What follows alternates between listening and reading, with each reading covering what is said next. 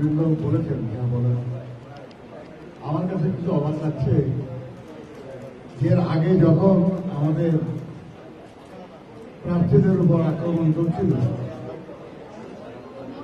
আপনার মির্জা ফখরুল ইসলাম আলমগীরের গাড়িবহরে আক্রমণ, মঈন খানের গাড়িবহরে আক্রমণ, মোশাররফ হোসেনের গাড়িবহরে আক্রমণ, মির্জা আব্বাসের বাড়ি থেকে লোক অ্যারেস্ট করা, আফরোজা আব্বাসের বহরে আক্রমণ, এগুলো যখন ঘটছিল তখন মনে হচ্ছিল আর কি যে এই সরকার বিএনপির উপর খুব অসন্তুষ্ট। কারণ এতদিন রাজনীতি করার পরেও শেখ হাসিনার আগে বেগম খালেদা যে প্রধানমন্ত্রী হয়ে গেছে, এই জন্য তাদের রাগ তো আছেই বিএনপির উপর। আর বিএনপির কাছে বারবার পরাজিত হয়েছে তারা, সেটাও রাগ আছে। আমরা ভাবছিলাম যে সেই কারণে আমাদের উপরে শুধু রাগ, কিন্তু এবার দেখতেছি খালি আমাদের উপর না, রাগ সবার উপরই। যারাই তাদের বিরুদ্ধে তাদের সবার উপর রাগ।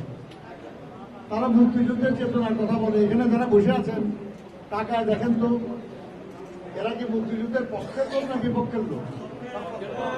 যাদের উপর আজকে আক্রমণ হয়েছে আসম আব্দুল হক, আমাদের কারুসে কম বড় মুক্তিযোদ্ধা না কম বেশি স্বাধীনতার পক্ষে মানুষ?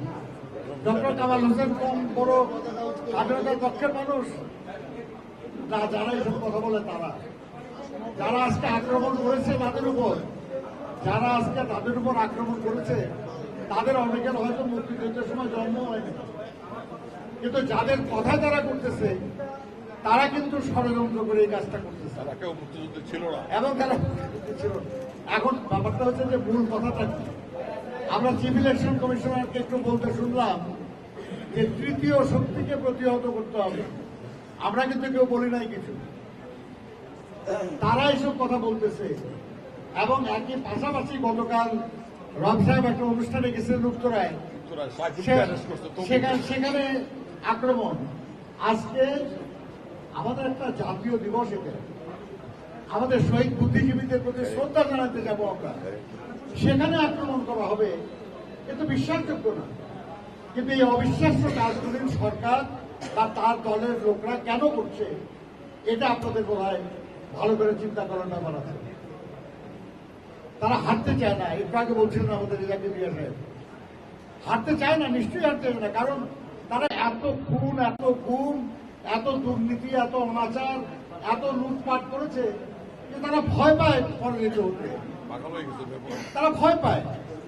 কিন্তু আমরা তাদেরকে আশ্বস্ত করছিলাম আর কি যে আমরা প্রতিহিংসা রাজনীতি করি না, এবং প্রশাসনে যারা আছে, পুলিশে যারা আছে, আমরা তাদেরকেও আশ্বস্ত করেছি যে আমরা কোনো প্রতিহিংসা রাজনীতি করব না।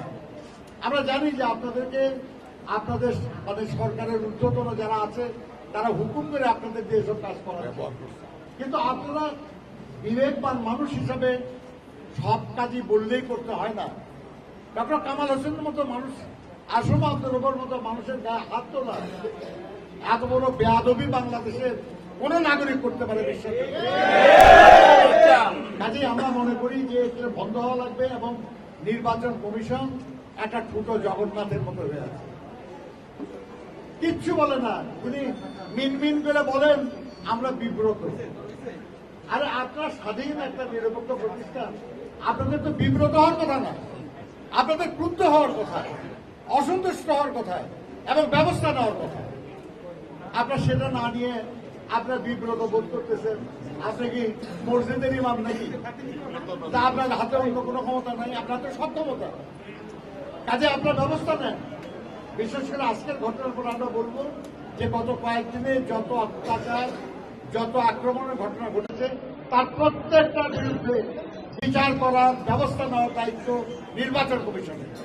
আর না নিলে পরে, একটু আগে যে আলোচনা হয়েছে, তাদের উচিত হলো যে তারা পারছেন না, তারা ব্যর্থতার দায়িত্ব মাথায় নিয়ে তাদের পদত্যাগ করা উচিত। আমি মনে করি আজকের এই সভা থেকে এটাই হওয়া উচিত আমাদের বক্তব্য, যে যারা দেশের সংবিধান অনুযায়ী তাদের উপর ন্যস্ত দায়িত্ব পালন করতে পারবেন না, তাদের জন্য সবচেয়ে সম্মানজনক কাজ হল দায়িত্ব থেকে অব্যাহতি নেওয়া। আর তা না হলে যে দায়িত্ব তাদের আছে সেই দায়িত্ব সুষ্ঠুভাবে পালন করা। মনে রাখতে হবে যে তারা প্রজাতন্ত্রের মানুষ, তারা সরকারের না। সরকার আজকে যারা আছে কালকে নাও থাকতে পারে, কিন্তু তারা প্রজাতন্ত্রের কর্মচারী। পুলিশ বলেন, সরকারি কর্মকর্তা বলেন, নির্বাচন কমিশন বলেন, সকল বাহিনী। সবাই। কাজেই আমরা বলবো যে দায়িত্বটা পালন করতে হবে প্রজাতন্ত্রের কর্মকর্তা কর্মচারী হিসাবে, কোন দলের বেতনভোগ কর্মচারী হিসাবে না। এই অনুরোধ তাদের প্রতি আমাদের থাকবে। ধন্যবাদ আপনাদের। এরপরে কিন্তু আমাদের সংস্কৃতি সেবীদের সাথে আমাদের মত বিনিময় আছে, আপনারা থাকবেন মিডিয়ার বাইরে।